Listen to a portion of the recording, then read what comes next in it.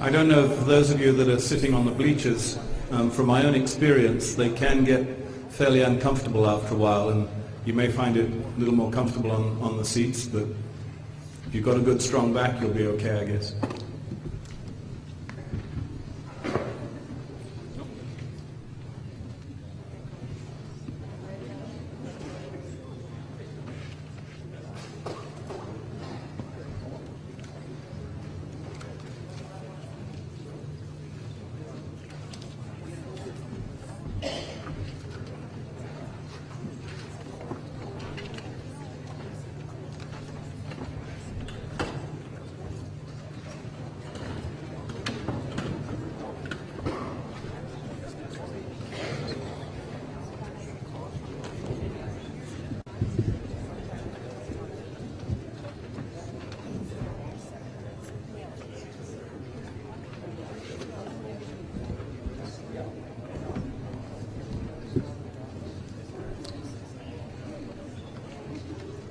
Well, ladies and gentlemen, welcome to the HST Public Forum at College of the Rockies, which is our main campus in Cranbrook. I'm Nick Rubidge, and I'm the president of the college, and I'm very pleased to be moderating this evening's activities on behalf of the College of the Rockies.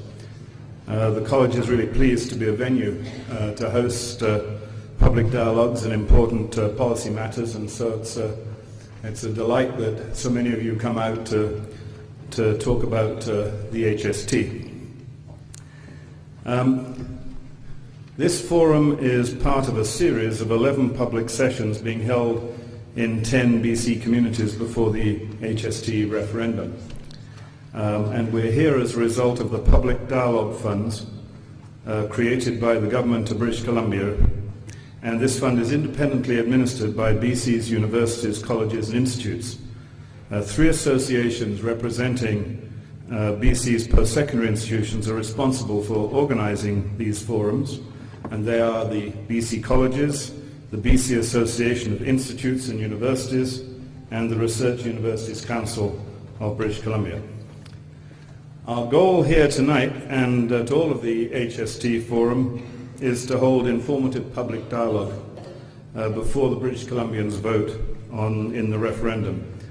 And this forum is organised in an impartial way, and I'm here to facilitate the discussion and to ensure that speakers have a chance to present their views equally, and that the audience members have an opportunity to participate in the dialogue and to ask questions. And so representatives from the 2 groups that have been successful in their request for public funding to advance their views about the referendum will be speaking at the forum. The 2 official sides are the Fight the HST Society, the Yes side, supporting the referendum vote to return to the PST and GST, and the Smart Tax Alliance, the No side, supporting a referendum to vote to retain the HST. And we're here to provide a platform to discuss and encourage dialogue so the British Columbians can make an informed decision in the HST referendum. This institution isn't taking sides, and I'm here to moderate the proceedings in a non-partisan fashion. And so we have Bill van der Zam from Fight GST, and we have David, sorry, I was just 20 years behind the times.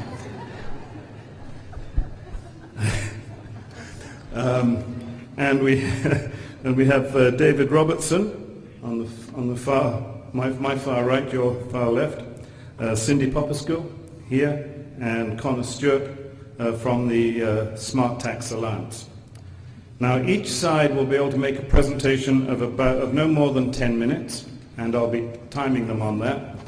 And following the initial presentation, each side will provide a 5-minute rebuttal, and then we'll proceed to questions from the audience, both here and from the internet or from our online audience.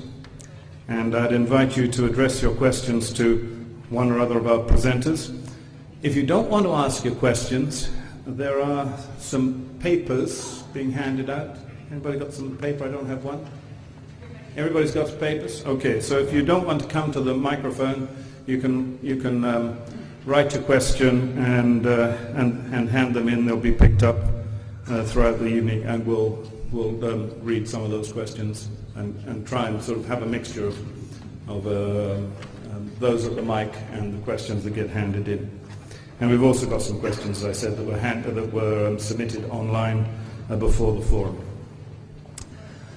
Some housekeeping items before we get started.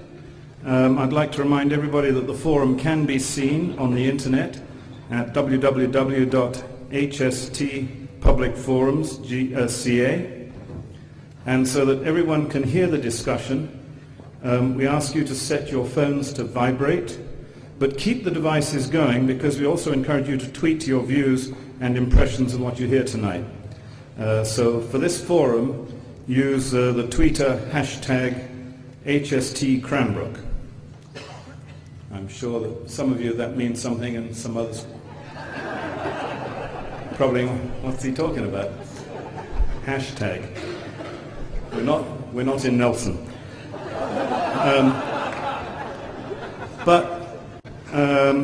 The washrooms are, you can see the sign just over on that side, and in the event that we need to, there are exits there, and both that wall and here. So, let's get started. The order of tonight's presentation was done by a flip of the coin, and each side will make their 10-minute presentation, and there'll be a 5-minute rebuttal, and then questions. So first, Bill van der Zam from Fight the HST side is first up, followed by David Robertson of the Smart Tax Alliance. So, over to you, Bill. Thank you. My partner and colleague, Mr. Chris Delaney, sends his apologies. He had to get back on a business matter. We've been traveling the province, however, but he had to get back suddenly. So I'm much in a minority here, the only one at the table compared to the opposition on the other side. However, it's not so out there. In the real world, we have much a plurality. We have 6,000 people that volunteered, collected signatures in the rain, sleet, snow, and wind on street corners, and we have 705,000 people that signed the petition. And of course there are many more, all indications were that 85% of the people of the province were against the HST. Now, I'm at a little bit of a disadvantage in this campaign. When I say I mean we, the Fight HST people, because we were allotted, in order to create a level playing field, each $250,000 to pay for advertising and the likes to get the message out. Well, in a province as big as BC, $250,000 doesn't get you very much advertising. As a matter of fact, we can't even go near TV. But the other side, of course, because the government changed the legislation whereby there's no limit on spending. So I have to come to the people, and we refuse to do that anymore. We did that once before, whereas they have the support of many large businesses. So you can see all those glitzy ads on television from Smart Tax BC. It's because they have lots of money. And the government has lots of money, it seems, because they're spending $5 million on stick ads. And that's not the end of it. They probably spend another $5 million. So we do have a problem in that respect, but we have the people on side, and that's more important. Now, you've heard a lot about the HST having been poorly introduced. And we've heard that time and time again. The other side keeps saying the tax is great, it was just poorly introduced. It was introduced exactly as the government wanted to see it introduced. On a hot day in July, when everybody was either at the beach or on the patio, and it was a day that the Braidwood Commission came out with a big hefty report about the tasering at the airport. So that's how they wanted it introduced. And the news media picked up on it only a little bit, but we challenged it. Fight HST challenged it. Now, when I took the lead in that, I didn't realize it was going to be a 2-year campaign, I'll admit that. It's still dragging on because the government has postponed and postponed in the hopes that we would somehow give up and forget. We're not going to do that. Their defense, however, after they had to actually respond to the will of the people, was that it was simply a shift of $2 billion from the corporate sector to the consumers. So the consumers were paying the $2 billion, and that would then be paid back. That money would be used to pay back industry, the corporate sector, for whatever their expenses with respect to the HST. Well, it turned out when a panel appointed by the government looked at all of this, they said, no, it's not $2 billion. We find you're collecting $2.8 billion. So not only was there this flow through to the corporate sector, but they in fact had an $800 million tax grab. They also said there's going to be 130,000 jobs created over 10 years as a result of the HST. Well, it turned out the panel came back and said, no, it's not 130,000 jobs, it's actually 24,000 jobs.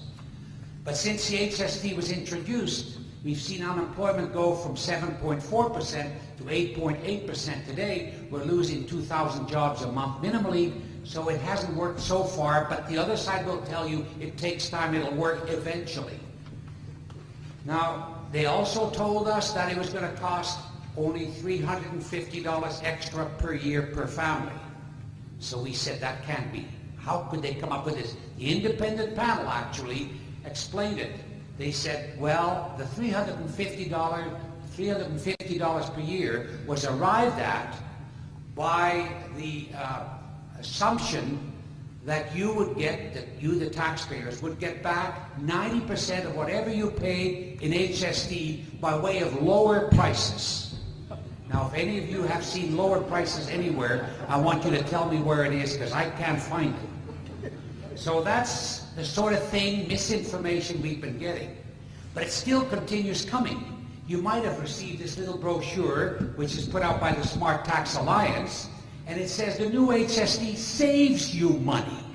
Now, how can they take $2 billion out of your pocket? It's actually $2.8 billion, unless the 3-year promise comes to a reality or a fruition.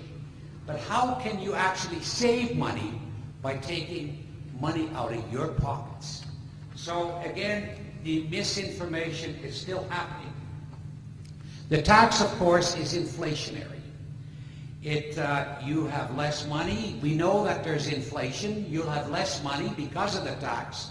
And we see prices go up. And the figures, the numbers given you by government about how much inflation we have is and always was a lie. We've never actually been given the truth on that number. So with the tax, you'll find that people will probably do one of several things. They'll either cut back on purchases, which hurts business, particularly small business in the smaller communities. It may not hurt the big mining corporations or the big logging corporations or Alcan, any of those, but it certainly hurts smaller businesses in smaller communities. So that's one choice people have. The other choice is that they can actually go across to Alberta, or they can go, as I see it in spades, where I live.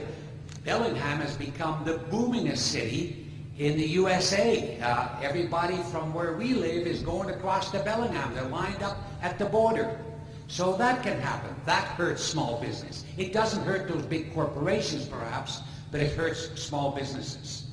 Or they can perhaps go to the black market, and that'll happen in spades. We've seen it happen in Europe, where there's so much black market because of high taxes, that in fact we see Greece and Italy and Spain and Portugal and Ireland, all those countries going into near bankruptcy. So that can happen, and it will happen. As a matter of fact, I already hear from people that say, you know what, I need a fence built, but I'm not going to pay the tax. I've got somebody that'll do it for cash. Well, if they do it for cash, they not only not pay the tax, they don't pay income tax either, because if they do, they get caught. So the government loses both ways. But in every one of these ways, the people, the businesses, the small businesses that they're supposedly speaking on behalf of will lose money. So it's something that we've seen happen in Europe and other places. In Europe, of course, they started the HST, it's called VAT, back in 1954. So it's been in place a long time. And the black market has been building. In England alone, the black market, we've been told, is about $30 billion a year. But they started with a VAT or an HST of 6 and 7%. They're now up to 21% on average. In some countries it's 25%. It's so bad that they're hiding it in the price of goods. So we know that can happen, or does happen, and has happened in Europe. We've seen it happen. And it's also beginning to happen in the Maritimes here, where they've had the HST for some time now. They just, only a few months ago, in Nova Scotia, put the HST up from 13% to 15%. So the government has finally realized, I don't know if it's perhaps pressure more from the people that has caused this to take place, but they realized they were wrong with the HST. They finally admitted they were wrong with the HST. They're going to reduce it a couple of percentage points. But it's only a promise. It'll happen over the next 3 years. It's not going to happen now. I would argue that perhaps, possibly, this government may not be there in 3 years. And who's to say what another government might do? It's also possible that there's some major disaster happens and they'll come back to us and say, we really can't afford to reduce it now. You're going to have to wait a little longer. But let's assume that they did go ahead and reduce it to 10%.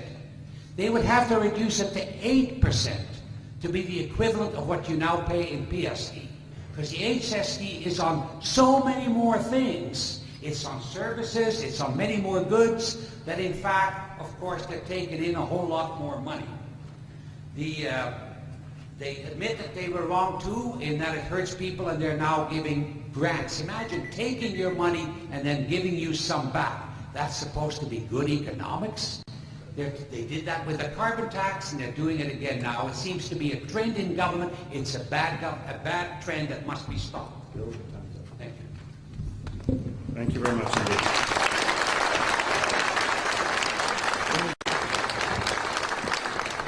David, over to you.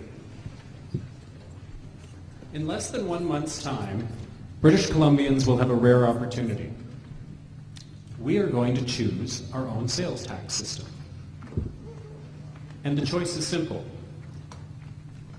Do we want 2 separate sales taxes at a rate of 12%, the PST and the GST, or do we want 1 sales tax at a rate of 10%, the HST?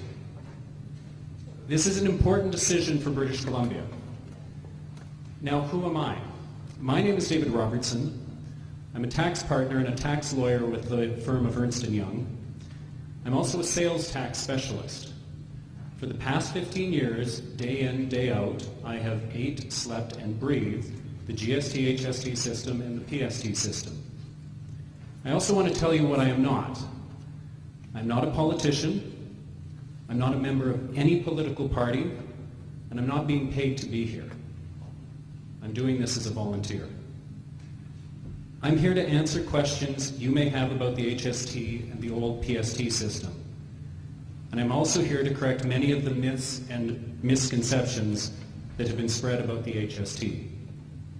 Now, the one thing we can all agree upon is no one liked how the HST was introduced.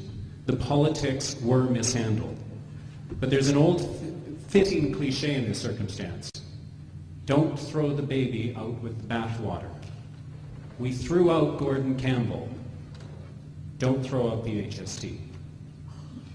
On behalf of my fellow panelists, I want to thank all of you for taking the time to come here tonight, to set politics aside, and to take the time to learn the differences between having 1 sales tax at a rate of 10% versus 2 sales taxes at a rate of 12%. Now, before turning the mic over to Cindy, because what these forums were really designed to do is to provide an opportunity for local members of your community and you to have a dialogue to understand these taxes. I want to say that I'm pleased that we're establishing that knowledge is power. Mr. Van der Zam pointed out that 2 years ago, 85% of the population of BC with no knowledge about the PST, GST system or the HST system were opposed to the HST. I'm pleased to report that last week, Global announced an Ipsos Reid poll that established, for the first time since the HST was introduced, more British Columbians favor retaining the HST than reverting back to the 12% PST-GST system. Cindy. Good evening. My name is Cindy Popesco. I'm a tax partner with BDO Canada here in Cranbrook. I prepare personal tax returns and I work with small businesses in our community, and I've been doing that for over 15 years. I deal with all kinds of taxes, income taxes, personal taxes, and of course commodity taxes. If you're wondering how I can stand here and defend the HST, and it's because it's the right thing to do for the seniors and for the poor here in our community. With the new 10% rate, it's good for them and it's good for all families in Cranbrook and across the province. It is an absolute win for people in the lowest income tax brackets, seniors and students. The thing about HST is it's a consumption tax. The more you make, the more you spend, the more tax you pay. If there is an increase in net revenue with HST, it is not going to be paid by the poorest members of the province or even by the middle class. One of the biggest myths about the HST is it will hurt families, seniors, and low-income people the most, and that's just not true. First, there are exemptions from the HST for essentials. Basic groceries, prescription drugs, residential rent, medical and dental services, and most educational services are completely exempt from HST, just as they were under the PST regime. Residential energy, our BC hydro bills, gasoline for our cars, children's-sized clothes and shoes, car seats and booster seats, diapers, and feminine hygiene products also have no provincial HST. How does this play out? Simon Fraser University economist John Kesselman looked at the big picture and determined that even before the HST was reduced by 2% to only 10%, poor households and those at moderate incomes are actually net gainers from the switch to HST from PST. They are paying less tax, not more, and I see that day to day preparing personal tax returns. Add the new 10% HST into the mix and people will save, because products that used to be subject to the 12% PST-GST will now be taxed less. Second, low-income families, students, and seniors will receive the BC HST credit every quarter to offset any additional HST that they do have to pay. That's unlike the PST system, where you didn't get a refund unless you filed your tax return and you were maxed at a very low level of $75 to $150. For the 1.1 million British Columbians who receive these checks, they will receive a few hundred extra dollars more every year with the HST. If we revert to the old PST plus GST system, we will hurt those most in need in our community. They will not only lose these additional $100, but they will also have to pay sales tax at a rate of 12% on goods and services that they buy, as opposed to only 10% under the new HST. The new HST puts families and individuals ahead. Going back to the PST-GST system will cost them an average of $120 more per year. Connor? Good evening, everyone. I'm Connor Stewart. I'm the manager for the Staples store in town here. And I'd just like to point out that I'm here as a local business person and just personally volunteering for this. And I'm not speaking on behalf of any group or organization that I'm affiliated with outside. A false argument leveled against the HST is that it is bad for small business. Critics argue the tax will drive away business, they say it will force companies underground, and they claim it is cumbersome and complicated for business to deal with. These claims and statements are simply not correct. The real economic figures after the HST was implemented that are out now, they do speak to and tell a very different story. Just this April, the Conference Board of Canada reported that British Columbia has the highest consumer confidence in Canada. And generally, our retail sales have remained essentially unchanged since HST came into effect. The province's unemployment rate is virtually identical today as it was before the HST was introduced. And I believe it was 7.8% when it was implemented, and as of today, it is sitting at 7.9%. It's definitely not the economic Armageddon predictions made by some of the HST opponents. But what about individual business? How is the HST impacting us? Personally, what I'm seeing, the greatest advantage for my business is the saving of time and cost. No longer do we have to track two separate sales taxes, keep separate databases for different groups under the exemptions, or file two separate tax returns as we did with the GST and PST. The audits that we have too regularly are not nearly as painful as they were when we had both the GST and PST.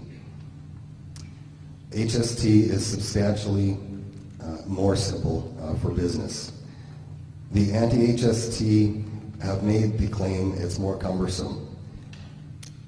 I ask, how can going from preparing two sets of tax returns every month, doing two separate filings every month, and dealing with two separate auditors be more cumbersome? In fact, the one that is now prepared that I deal with is the same as the one they have always prepared for the GST. So it wasn't even a different form needing to be learned. To me, and from what I've experienced and the information I've been able to research and gather, I see it as being good for business, and it's that simple. Thanks.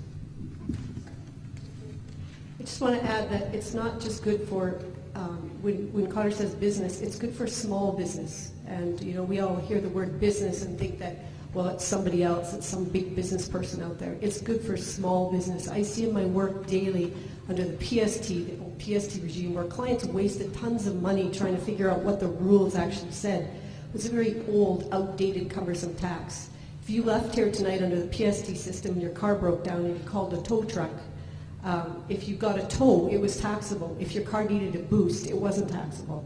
It was just a silly, silly tax that had seen its usefulness disappear. That's your time. Thank you very much. Rebuttal from Bill. Well, first of all, I want to make mention that this is a federal tax. So, in fact, the province has given a provincial jurisdiction, provincial sovereignty, to the federal government. So, in fact, in future, it'll be the federal government that decides, and if the provincial government wants to make a change, they need to make application to the federal government. So you'll have the politicians from Ottawa, from Ontario and Quebec deciding, in fact, if they'll agree to the change. We make application 4 months in advance, and then they've got 2 months to agree to it or disagree or do whatever. It doesn't state that, but obviously that's their choice.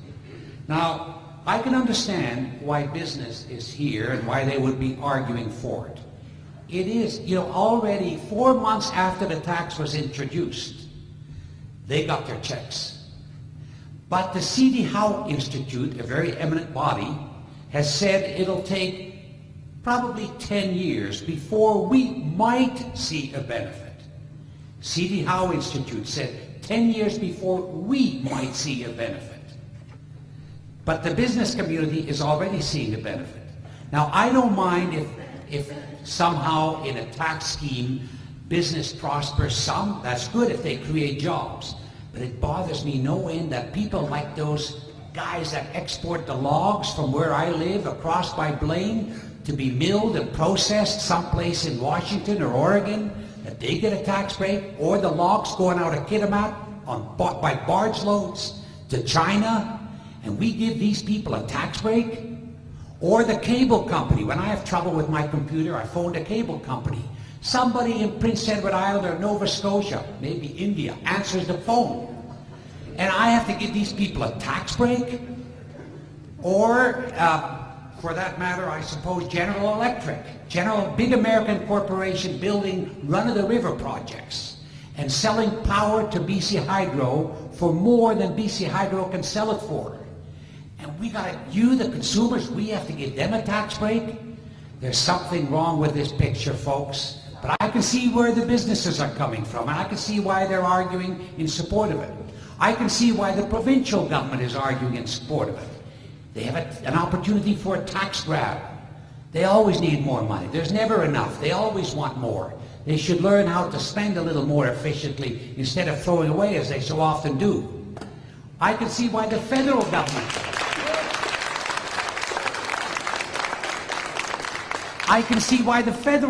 wants it.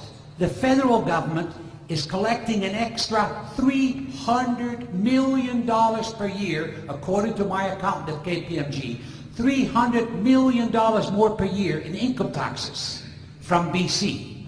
Because it used to be when the businesses paid the PST, it was a tax deductible expense. Now they get the money back, so it becomes taxable income. Ottawa loves it. They're going to get their money back real quick. They've already got a big chunk of their money back. So I can see where all these people are coming from, but they keep talking about two separate taxes. And David mentioned this global poll, this global television poll. Well, some of the media is obviously also promoting the HST, and I can understand why too. They're getting their big ads, not from us. They're getting their big ads from the business group. So yeah, you know, you rub my hand, I'll rub yours sort of thing. But Global asked the question, do you want one tax at 10% or two taxes at 12%? The one tax at 10%, folks, is on practically everything. You can't do anything, you can't get anything done, you can't buy anything without paying that tax. The PST was on a limited number of goods and not on services. So you can't, it's apples and oranges, but they use that question. That's how they do it. And then they talk about the more you spend, the more tax you'll pay. You know, that's great. Most people hardly have enough money to get by, and they talk about the more you spend, the more tax you pay. If any of you buy a flat TV, and that's no luxury anymore, for $1,000, you'll pay $120 tax on it under the HST. And but if Christy Clark, who makes a couple $100,000 a year, buys the same flat TV, she pays $120 too. But $120 to a senior citizen or somebody on a middle income or low income means a lot more than it does to Christy Clark at $200,000 a year.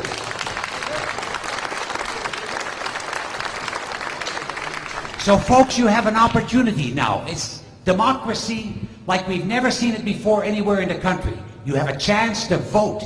You can vote yes to extinguish the HST and hold the politicians accountable so that in future they'll come to you before they decide based on party policies or principles or what they're told by the leader of the party. Thank you, You Bill. have a say. Thank you, Bill. Rebuttal? I said at the beginning that I wasn't here to talk politics, and I don't know Christy Clark or Kevin Falcon or any of them. I'm here to respond to correct some misinformation. Once again, the choice that we have is simple. Do we want a single sales tax at 10%, or do we want two separate sales taxes, two separate tax administrations, two separate tax returns, and two separate sets of bureaucracies to administer a tax at 12%? Now, having done three separate debates with Mr. Van Der Zam and Mr. Delaney, I'm kind of now used to what the misinformation is. Let me go through it. They will tell you that this is a big tax break for big business. He references forest companies that export logs. He references General Electric. Guess what? Under the PST system, there's something called the production machinery and equipment exemption. Forestry equipment, mining equipment, manufacturers and producers of tangible personal property all got an exemption from PST on their production machinery and equipment. This is a tax break that is aimed at small business to put them on the same level playing field, and I will explain that. They will tell you that HST hurts low-income families and seniors the most.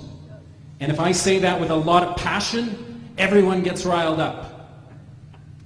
I get riled up here because, as Cindy pointed out, low-income families are better off under the HST compared with PST.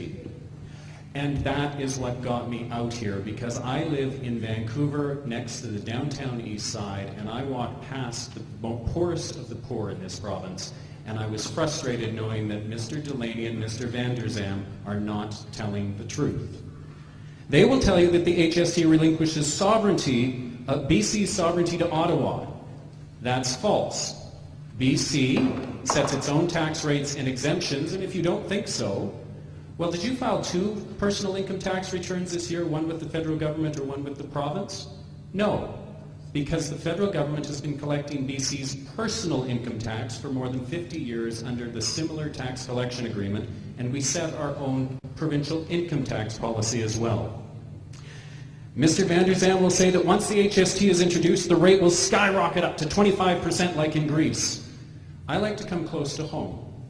In Canada, GST was introduced at 7%. It is currently 5%. It's been dropped. HST was brought in at 12%. It is dropping to 10%. They blame the increase on gasoline, fuel, and food on HST. And I'm not going to deny that those have gone up. What he doesn't tell you is that fuel, gasoline, home heating, and food are not subject to HST. Those price increases have much more to do with the price of oil being above $100 a barrel compared to less than $20 a barrel, which it was a decade ago. They will say, let's get rid of the tax and save your money. I heard that 3 times in last night's debate. Let's get rid of the tax and save your money. Well, guess what? At a 10% tax rate versus the 12% GST PST, average British Columbian families will save $120 of tax. What Mr. Van der Zam ignores is that the choice is simple. Do we want 2 separate taxes, GST and PST at 12%, or a single sales tax at 10%? Now let me explain in very practical, tangible terms why HST is, why economists and accountants and tax policy experts like HST better than PST. Consider a teacher and a trucker. Both make $50,000 a year, so both pay the exact same amount of income tax. But the trucker, who's an independent business person, has to buy a rig. It costs him $100,000, and the government shows up and says, give me $7,000 of provincial sales tax. Before he's even earned a penny, he's been told, pay me 7% sales tax. And he pays 7% sales tax on his tires. And he pays it on his cellular bills. And he pays it on the repairs to his rig. Because he's buying stuff he needs to earn a living. HST says we don't want to tax you when you buy stuff to earn a living. We'll give you the tax back because we would prefer to tax you once you're actually profitable and have earned a living. And I know there's some of you saying, well, what about the school teacher? What if she's got to buy a computer or some supplies for a classroom? Well, she can get the HST back as well. If it's a term of her contract that she has to buy those things for the classroom, she gets it back as well. HST is a tax break that was aimed at the welders and the contractors and the independent businesses in British Columbia because the big corporations already had the exemptions. And more importantly, from a tax policy perspective, does it even make sense to tax people when they're buying stuff to earn a living? Compare me and the trucker. I'm a lawyer. I have a BlackBerry and a cell phone and a computer and a desk, and I don't pay a lot of PST under the PST system. Whereas that trucker is getting penalized right out of the gate before he's earned a penny. That's the tax policy reason why we wanted to shift to HST. The last part is, for everything I've said, I'll back it up, and I hope you ask me lots of questions this evening because I can explain all of it. I wish the government would have done so 2 years ago. Thank you very much, David. Okay, now it's your turn, ladies and gentlemen. We have, you've done some of the questions. There's a microphone there. You can direct them for any one of our respondents here on the panel. But I'd like to remind you that I am looking for questions, not more mini statements or presentations. And so if I think you're turning it into another debate, I'll cut you off. So, firstly, sir. Thank you. My question is for the smart tax people. And first of all, I'm going to say I think there's a misnomer.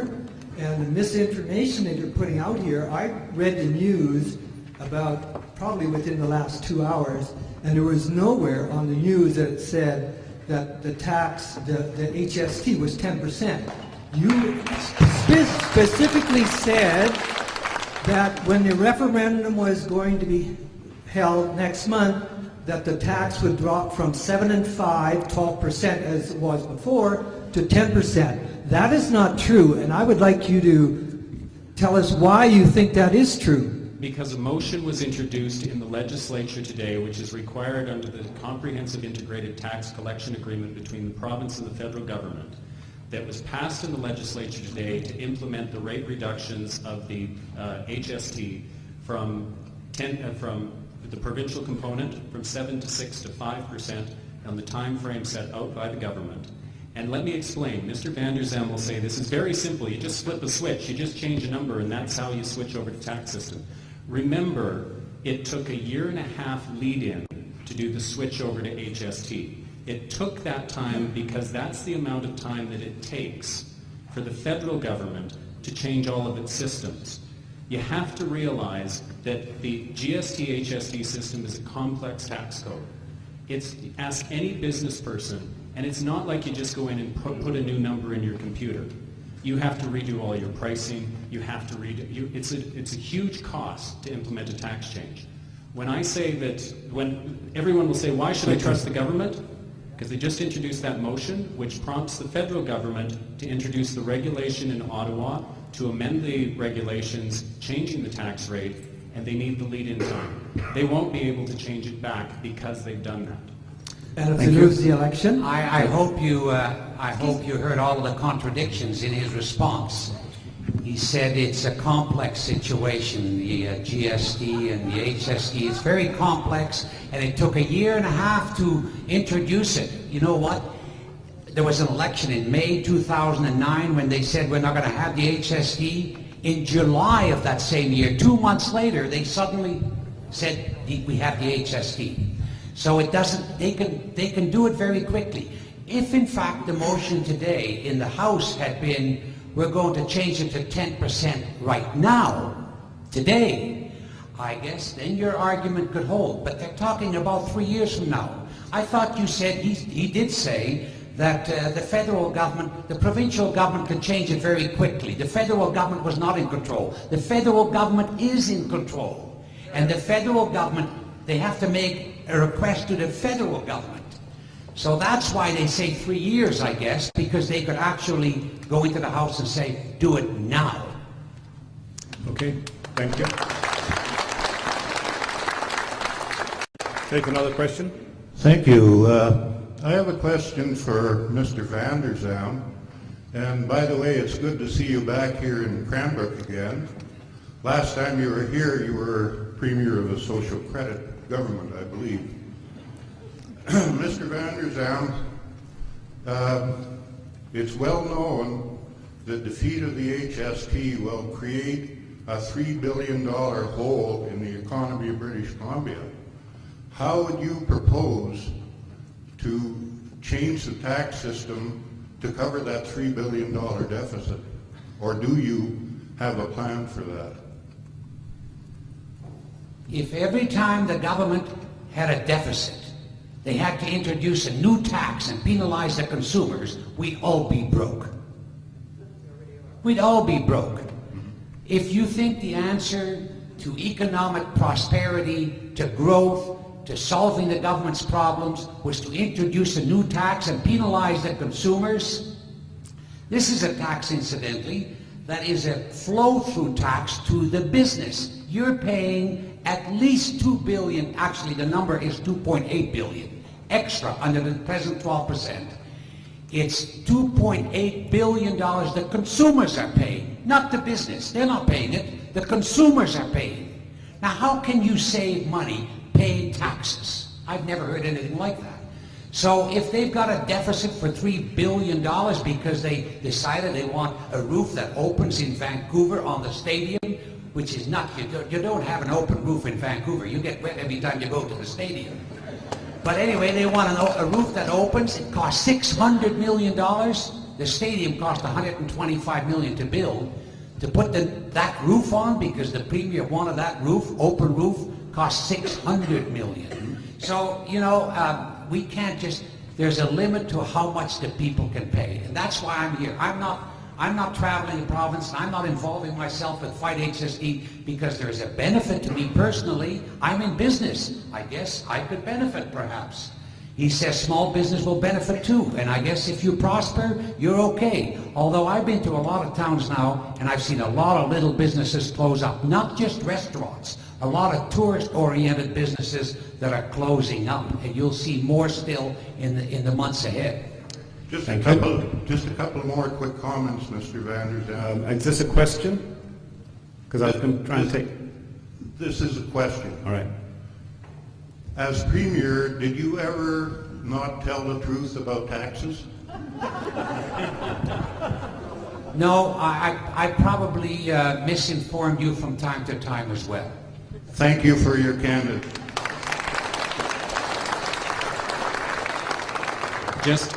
We do have the right to respond. Just to be very clear, the gentleman's correct. It will be a $3 billion hole in our budget.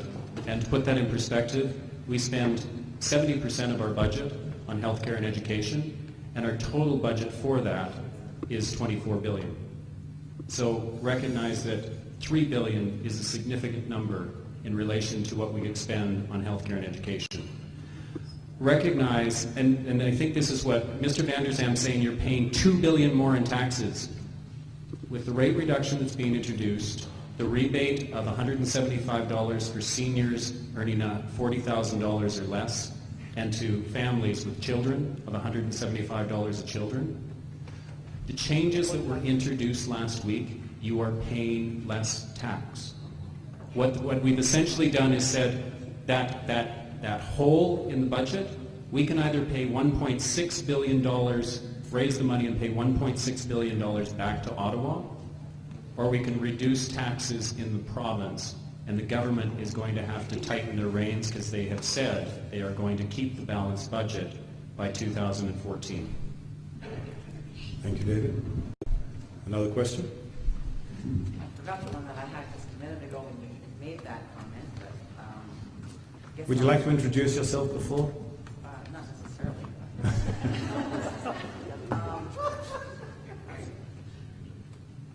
First question that I have, and it's a short one.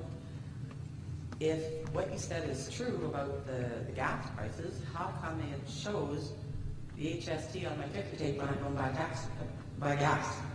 This is for gasoline, you said? Gasoline. Okay, what you're seeing on your gasoline, you are seeing, they will recognize GST and HST are exactly the same tax. They're the exact same tax code. This is the simplification that's taken place. It's merely a different rate. There's two things that you may be seeing on your tax bill. You may see HST, and then you may see a credit of the 7% provincial component of it. What you are paying, what the tax rate that you're paying is the 5% GST. That's the net result on, you can do the calculation. When you pull a gas receipt and do the calculation, if you see an HST line and then you see a point of sale credit or HST credit, you'll discover that you're paying 5% GST on your fuel. British Columbia was unique. This is why we say there's no control by Ottawa. British Columbia decided to exempt from the provincial component of the HST gasoline fuel, and they did it because they recognized high prices and carbon tax. Bill? Yes, the contract was negotiated between the federal government and the provincial government, and legislation had to be passed in Ottawa to, in fact, recognize the contract and legalize and adopt the contract. But you know what? I need to repeat again, because the gentleman before you asked about the filling the deficit, and Mr. Robertson mentioned we got to pay for education and health care.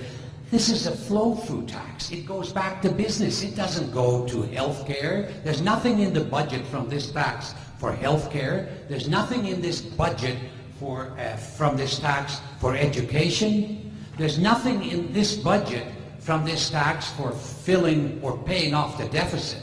This is a flow-through tax. And they would have had some tax revenue come from it, but they decided that they're going to reduce it over 3 years. And then he smirks a little bit because he knows I'm telling the truth. But, you know, I it's smirk a bit because I know you're not. It's a federal tax, and they've got to approve it. Thank you. Okay, the next One more question, please. Only one? Yeah. Well, I'd like to give as many people as possible an opportunity to ask questions. Well, just back to this, what you were just saying there, how much of it goes to pay the debt on the Olympics that varies the rest of the province except for the Lower Mainland and Here's the deal. As I said, I'm not here to talk politics, and we've had lots of people raise other political issues, and I don't know how you felt about the Olympics or not, and I'm not going to pass judgment on that. Here's the deal. Our choice is, if there's a deficit with the Olympics, we either pay it with 2 sales taxes at 12%, the GST and the HST, GST and the PST, or we pay it with 1 sales tax at 10%. That's the choice. That's what you're voting on in this referendum. You have a choice between, are you in favor of extinguishing the HST and restoring the GST and PST system in the province? What I'll tell you is that if you say yes to that, we're going back to an old PST that taxed people on stuff they were buying to try and earn a living. HST is a more modern tax, it's a more intelligent tax, and that's the reason that it's introduced. In addition, I think if I asked everyone in this room who's in favor of tax simplification, who's in favor of small government, well, with HST, we just eliminated 300 auditors in Victoria. We saved ourselves $35 million annually to pay for them, and we eliminated an entire piece of tax legislation. Now, you might as want my to colleague check. points So how out, does that and to be create very jobs for clear, BC then, and to be please, very sir? clear, low-income British Columbia families are better off, and with the rate reduction, all British Columbia families will receive, on average, save $120 annually.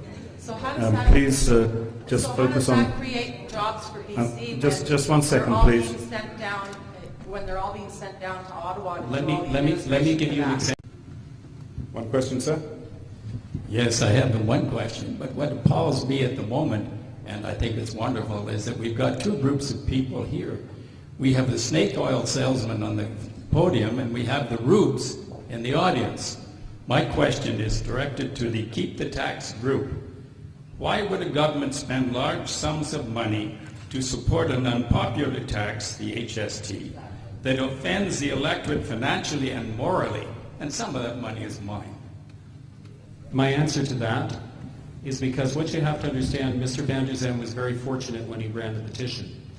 Because the government, under the legislation that he brought that petition, because he registered as the proponent, and that no one registered as the opponent, because no one took him seriously. That was a mistake. What resulted? There was no advertising from this side. We were prohibited from saying anything during the course of soliciting those signatures. I wrote a letter to the Chief Electoral Officer pointing out that Mr. Van Der Zem's hit list, which was authorized by him, that said, you're paying 7% on all of this. There were 70 items listed at the time, 20 of them were bald, outright wrong. I wrote to the Chief Electoral Officer and said, under the legislation, the proponent is prohibited from misrepresenting the subject matter of the petition. Chief Electoral Officer wrote back and said, you know, it's my view that not telling people misrepresenting what the tax will apply to isn't actually misrepresenting the subject matter of the petition. I think most people are here because they keep saying I'm paying thousands of dollars more annually on hundreds of items. When was the last time you bought a fire extinguisher? When was the last time you bought a life jacket? What you are, let me be very clear. What we are paying more on, what the tax is suddenly imposed on that wasn't imposed on before, the major expense is restaurant meals and entertainment. And let me be very clear, the reason this isn't an issue in Ontario because like every provincial government, when they needed cash, they expanded their tax base, and they already taxed restaurant meals and entertainment, as did most provinces across Canada. Now, when you're saying, what your concern is that, why should the government be funding this information campaign? Because I think if you would have heard this debate 2 years ago, before you made a decision to sign the petition, if you had this information, you would have reconsidered. The reason the government's doing it is HST is very good tax policy for the province. Who wants big government? Put your hands up if you want big government. We want a government that will inform the people. Hang on, please. Just 1 second.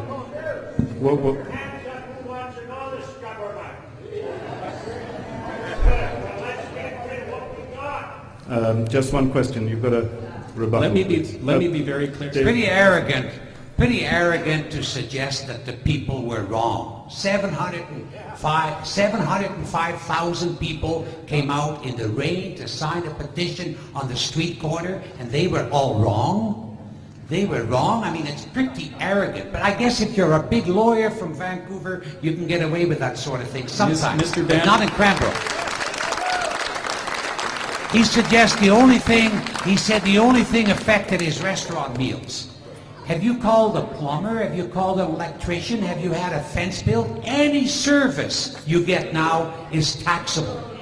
If you're buying health foods, you go to a health food store, it's all now taxable. The non-prescription drugs, your haircut is taxable. Non-prescription drugs are now taxable. The list goes on and on. So the hit list he's referring to, sure, there's fire extinguishers on there. There should have been a whole lot more on that list. The government didn't put out a list. We didn't have a list to go by from the government. Everything was done secretly. All of a sudden, he's suggesting that it was available then. I'm now going to read one of the questions that was submitted on the papers, and this one's for Bill.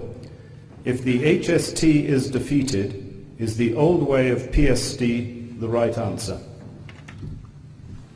Well, personally, I think all sales taxes are regressive.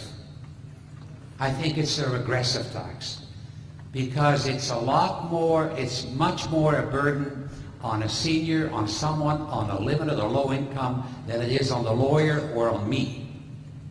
It's a regressive tax. You're paying too much, particularly for those at the lower income end. And if the government thinks that giving you a one-time check of $175 should appease you, they better think again, because that's not the way to govern.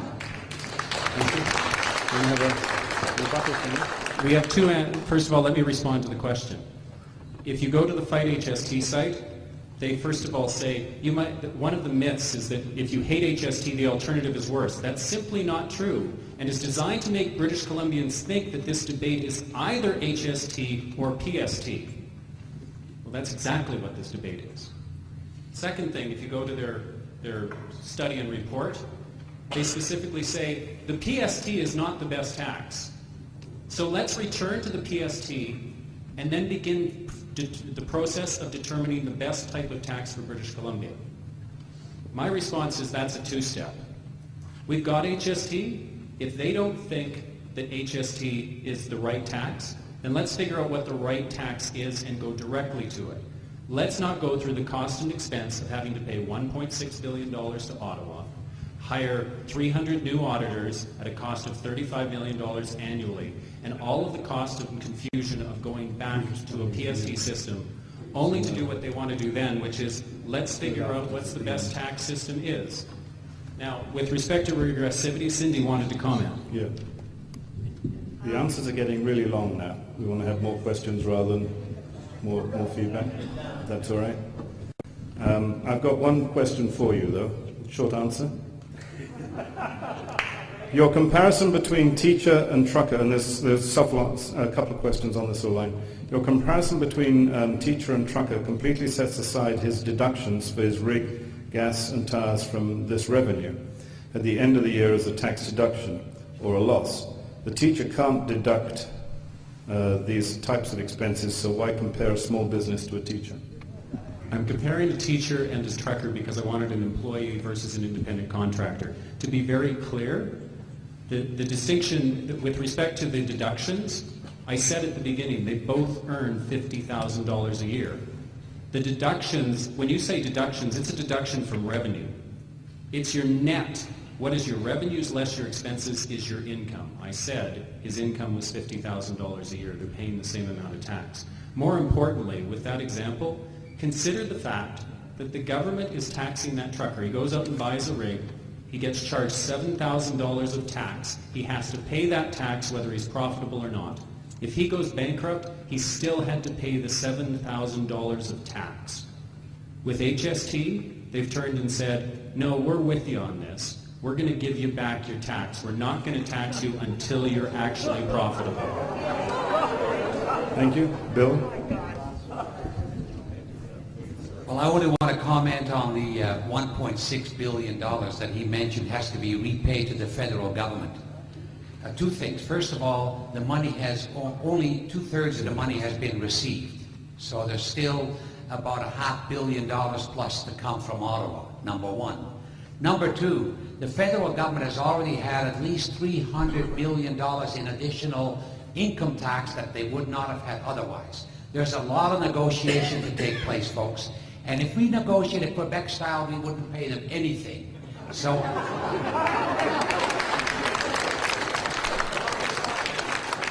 I think that's a bit of a red herring that we keep hearing from Mr. Robertson. We can get a good negotiation. We'll pay nothing back. Okay, so let's have another question from the floor. Thank you. I came all the way from Trail here to listen to a whole bunch of schmozzle. I'm a small businessman, and in the small business of Trail, there's a big company making $3 billion in the first quarter and crying the blues. What you're saying, Mr. Roberts, and the fellow from the Safeway who works for Shell Oil, which owns Safeway, a very large corporation, who only paid 4% in taxes. How does this create a stimulus for the people, we the government, against the politicians that don't listen to us? We elect them and they don't listen. They are not the government. We are. Let me be very clear. So answer the question of how is it creating a stimulus? We have 23 empty stores in downtown Trail as of right now over 2 years. Young people coming to start a business from Alberta and they've gone broke, sir. Thank you. Let me start by answering. Let me be very clear. The government listened. When we let me be very clear. Politician. Hold on. Let me be very clear. Please. When I started this in Dawson Creek, in order to and recognize, I'm a volunteer. I'm not the politician. I'm just trying to explain what I've dealt with for the past 15 years.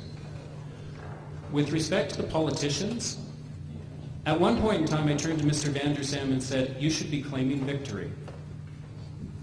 Because when Gordon Campbell introduced this, he introduced HST at the same rate as the combined PST and GST.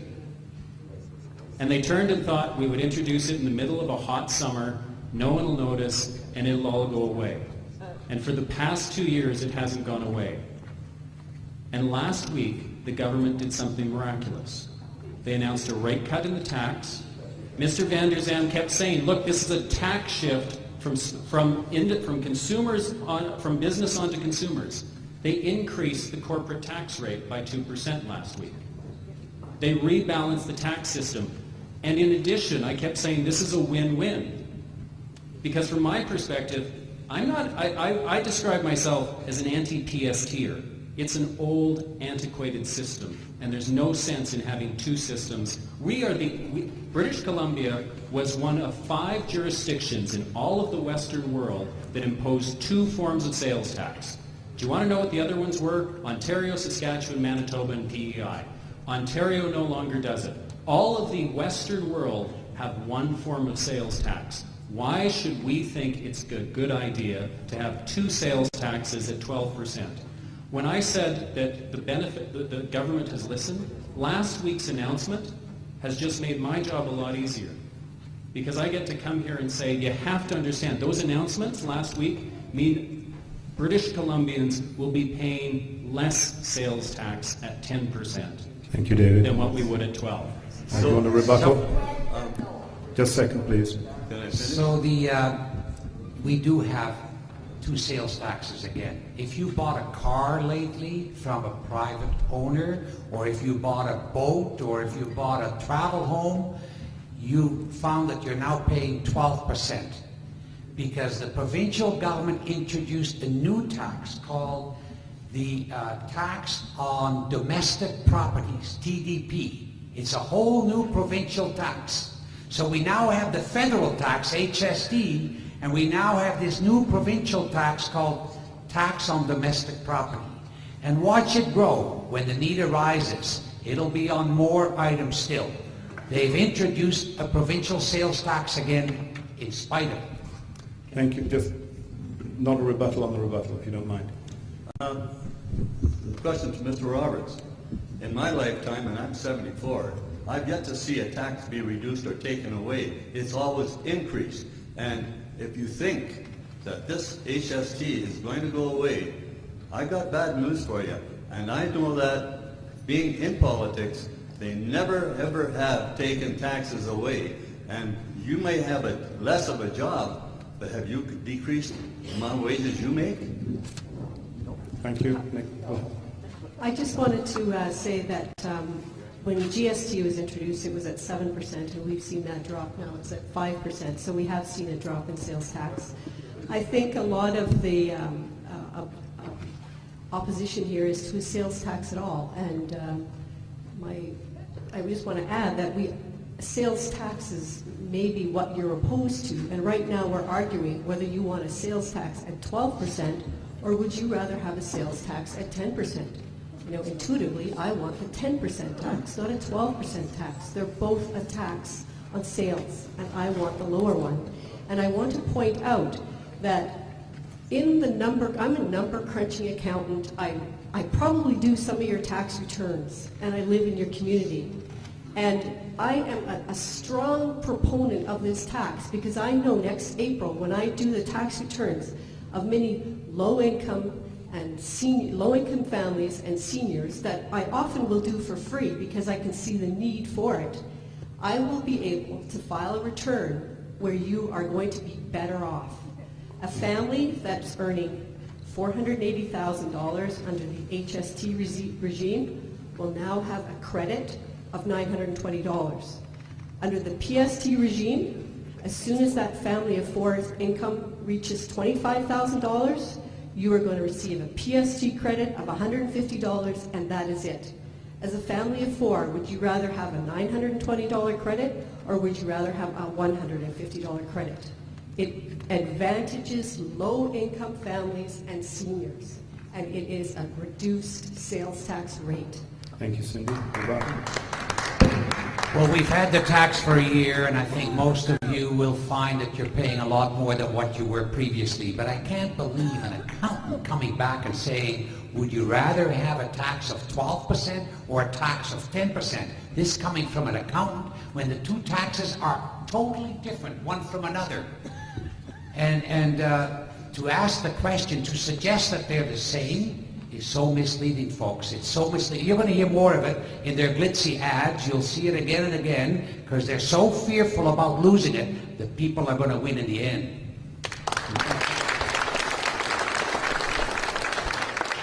Next question, please. The gentleman from Staples, I'm sorry I don't know you. Have you passed your savings on to your consumer in your store? I was waiting for that one. Currently, no, because with the national, I'm just getting to that.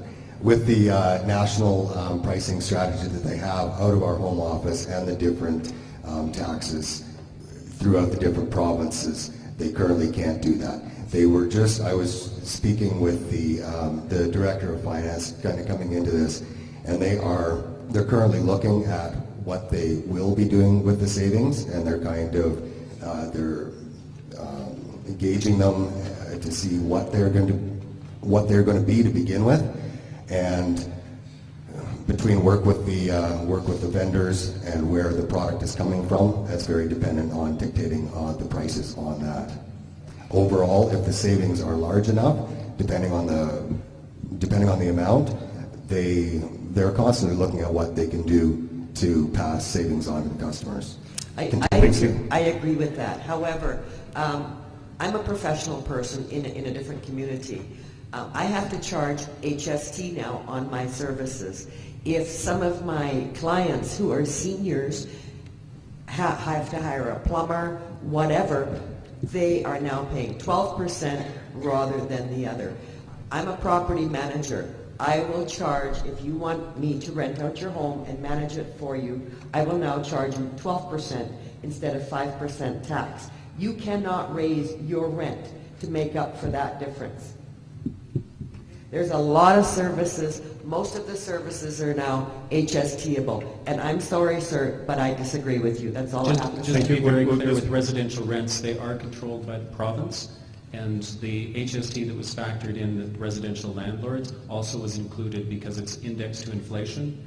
And I agree with you. That was built in at the same time. But the HST is controlled by the province, and what we pay HST is also controlled by the province, sir. Okay. It's rebuttal. No. Next question. I do believe in fair taxation, and what concerns me is, from what I've read, with the HST, there's been a transfer from corporations to the people, whether that's small business or individuals. And I'd like both sides to comment on that. Who would like to go first? Good question.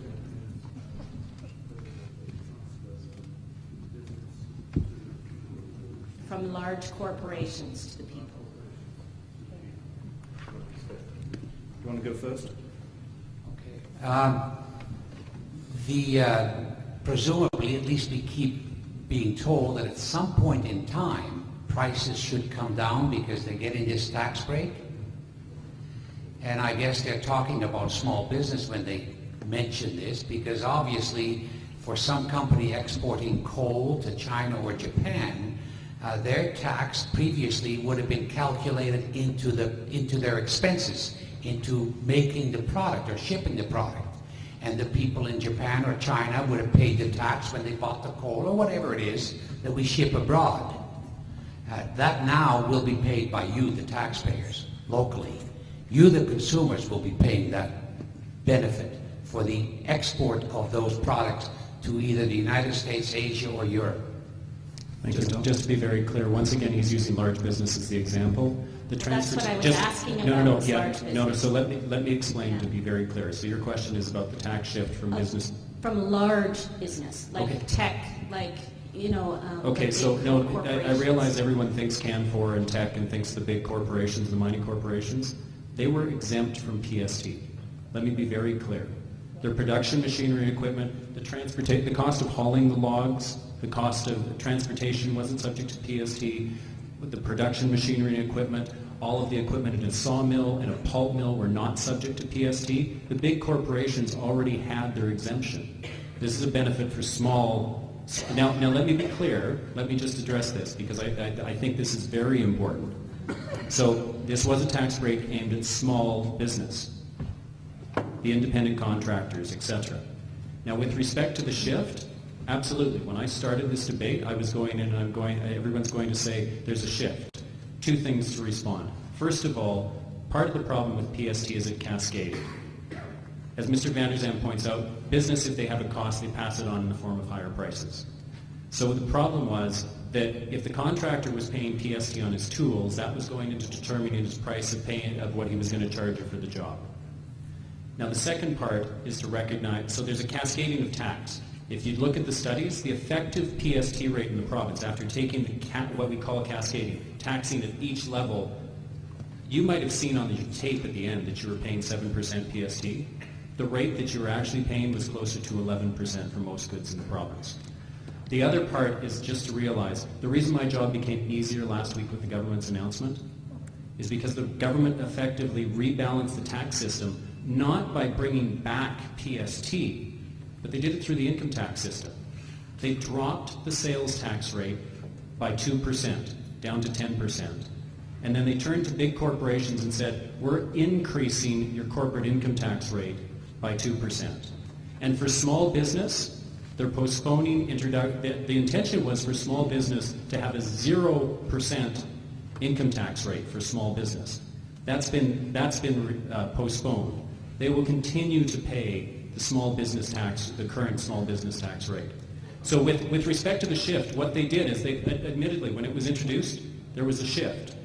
You got to take into consideration that cascading I was describing. But last week, if I was going to be the tax policy geek who got the opportunity to rebalance the system, they did that. They said, look, the problem is that seniors and individuals are paying the same amount of HST as they were as GST and PST. Drop the rate by 2% and increase. Tech is going to be paying 2% more corporate income tax on their profits. That is how we're balancing the budget. We really must try and get the answers a little bit shorter, if you don't mind. Yes, because I kind of get lost. I mean, when you go on a long speech like that, it's really hard. And so we'll have the original question. So what you're saying is, no, there is not a tax shift? Bottom line, can you do a one-sentence answer? What the one sentence? One sentence. There is not a tax shift from corporations to consumers. There is no longer a tax shift because the overall tax that will be paid by corporations, they will be saving on PST and paying extra corporate income tax to cover it. You want to? You know how long this extra corporate income tax will last, don't you? Give it another election, that corporate income tax will be gone immediately. But in the end, who do you think pays that extra corporate income tax? It'll be you, the consumer, again, too. Thank you. Next question. I'd like to try and simplify the whole thing. Let's get away from the whole notion, the idea of taxes. There's an old expression goes, follow the money. My question to you people, and the bill as well, when I pay my tax, where does my money end up? How much of the taxes that I'm going to be paying is going to go to general revenue, and how much is going to go to private enterprise? Because let me say, the whole thing is about private enterprise, and that's why the federal government wants to bring in HST, the same thing they did in Europe, for a real simple thing called world economy. Now, just let me finish. So my question to you is, where is the dollar going to end up? In our pockets as taxpayers, paying our general revenue, or in your business that we're financing your business? Perfect. I'm glad you asked that because I hadn't appreciated it. It all ends up in general revenue. It does, Ron. No, it does. It does. No. No, let me be very clear. All that's happened is that what the government is doing is the value-added tax works is I pay HST, our law firm pays HST. Let me be also clear, as a consumer, when I get my home renovations done, when I go and get my haircut, I pay HST as well, and I don't get that back. Just to be very clear, Mr. Van der Zam has... Where does the dollar go? Every penny goes to Ottawa. Actually, it doesn't even go to Ottawa. It goes to PEI. It goes to Summerside, because that's where it's all collected. Where does the money go?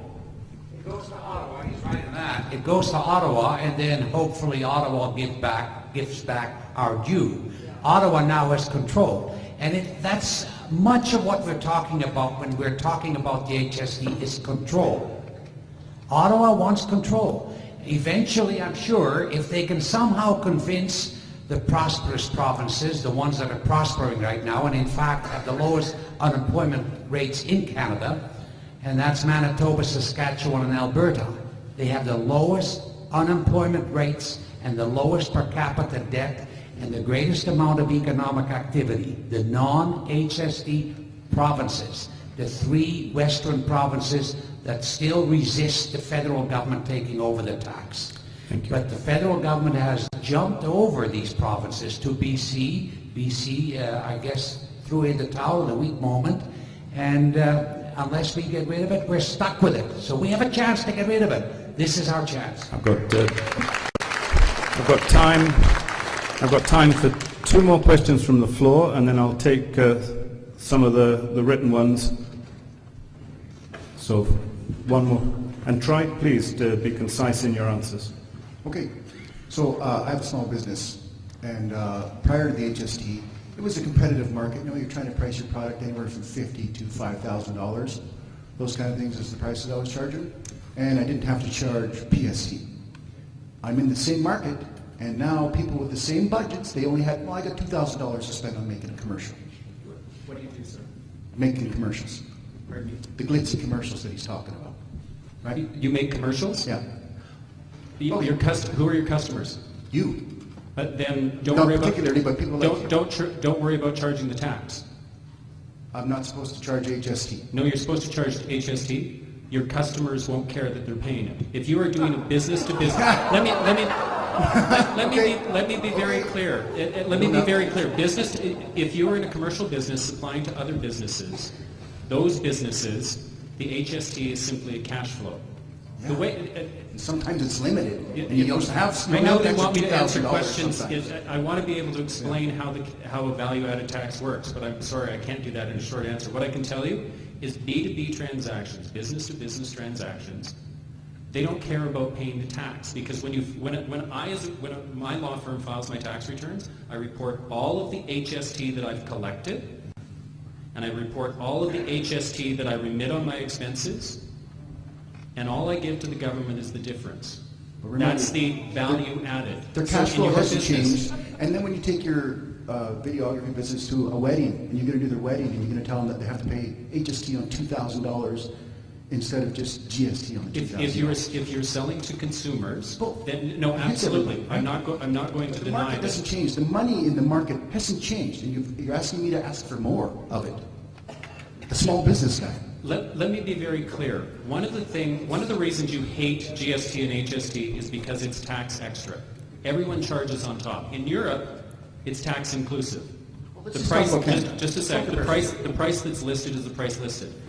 One of the designs in Canada, where Mr. Van der Zam says you can expect this rate to go up to 25%, it's not going to happen because you all hate GST and HST.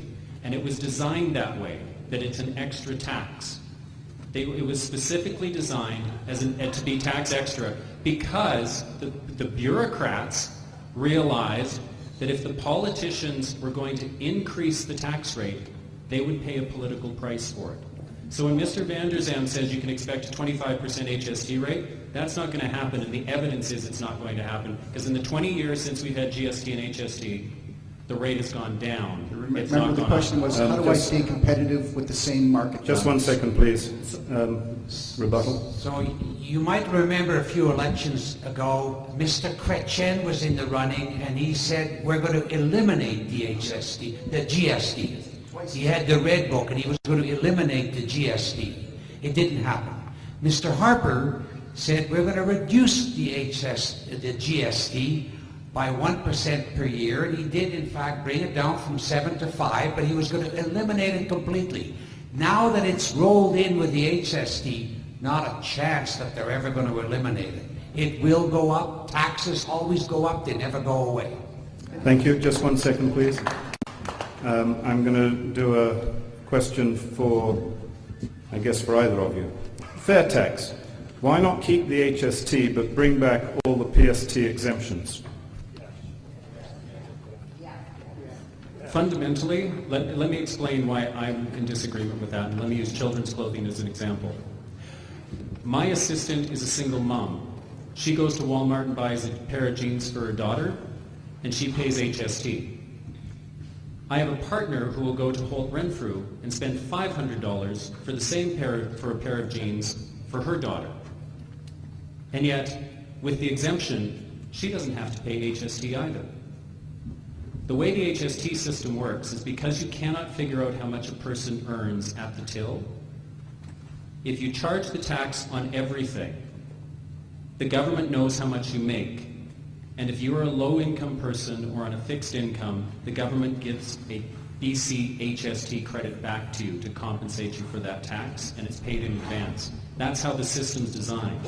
So when everyone says, bring back all the exemptions, recognize that means that people like myself and my partners get the exemptions when we in fact should be paying the tax.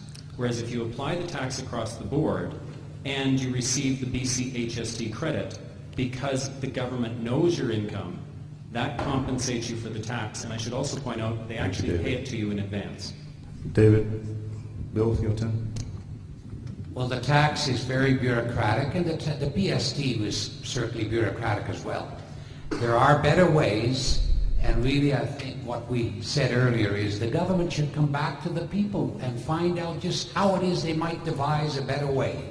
But they haven't been to the people. They're trying to impose it. And he says, I'm opposed to it. It doesn't matter if he's opposed or I'm opposed. It's the people that should decide in the end. The MLA, your representative, the premier, the ministers, they all represent the people. They work for you, not you for them. Thank you. Time is getting really short. I've got time for one quick question. Thank you, Dr. Rubich. Through you to the audience, we have an accountant and we have a politician. Who do you trust? I trust my accountant. I'll tell you that right now. My question is, again, to the audience, by a show of hands, how many people... This is, if you're making a political statement, I want a question to the panel, please. Okay. How many people understand the provincial sales tax act in this room? Okay. So my question is, I noticed that not too many people raised their hands, including Mr. Vanderzam. So Mr. Vanderzam, my question to you is, if you and most of the rest of the people in this audience do not understand the Provincial Sales Tax Act, and most likely most of the 700,000 people that you got to sign your petition in the rain, if you don't understand it, why would you want to keep it?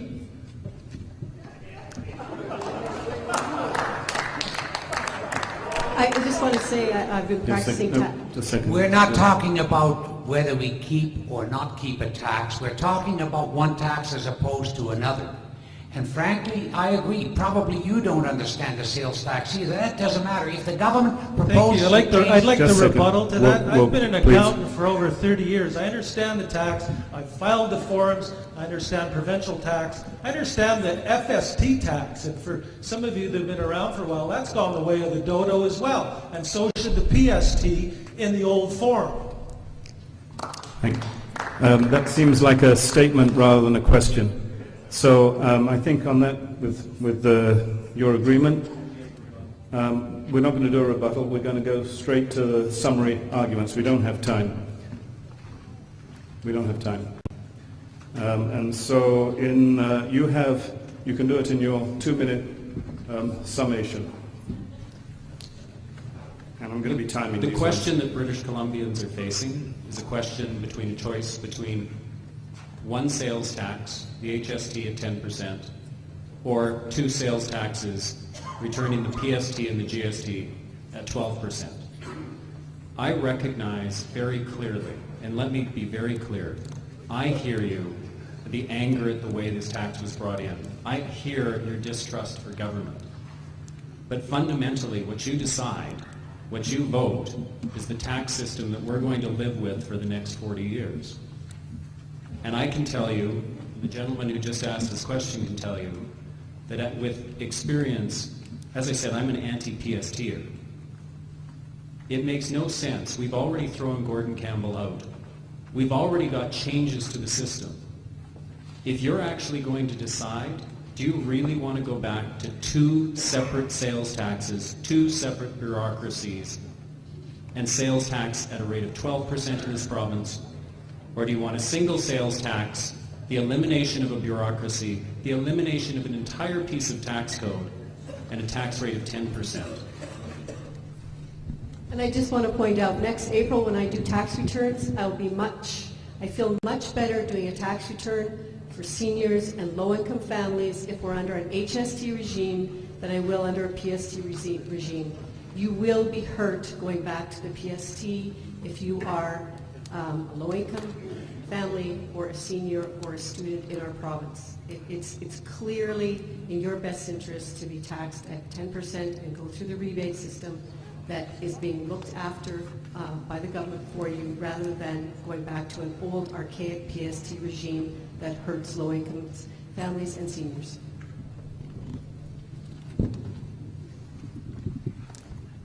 Okay, thank you. 2 minutes. The HST is a regressive tax administered by Ottawa. We already have two taxes, the beginning of two taxes in this province again. One is called HST and the other is called TDP. The TDP right now is only on used vehicles, trucks, cars, boats, motorhomes, but it can grow because there's nothing to stop the government from introducing another provincial tax. I'm also opposed to having given our sovereignty, our provincial tax rights, which were given to us constitutionally, to the federal government. I think the further removed the tax collector, the more likely it is that we, the consumers, will pay the price. We have a chance, folks, this time to really hold the government accountable. Not just this government, we're talking about future governments as well.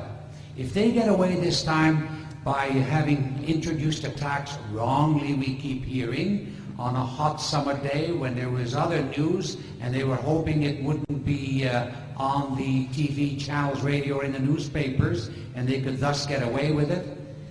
And they've not responded after 85% of the people in various polls said they were opposed to the tax, and 705,000 people came out and signed a petition. They've not responded.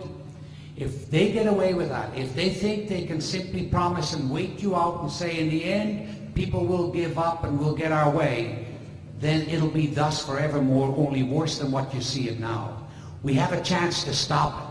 We have a chance to use the democratic process such as we've never had it before in this province or in this country. We can vote yes to extinguish the HST. And if the government wants to devise a better tax system, they can come to the people, they can have their forums and meetings, and they can talk to you about it before they impose it on you. Thank you. Thank you for that.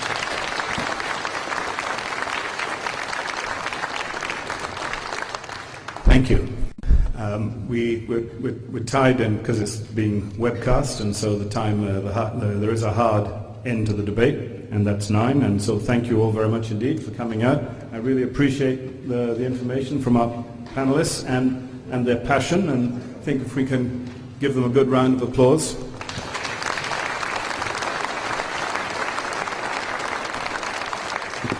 Thank you very much. If you'd like to follow the discussions, they're available on www.hstpublicforums.ca, and you'll find there links to Facebook and Twitter. And please remember to vote in the HST referendum and watch for your ballots in the mail starting June the 13th. Thanks very much indeed.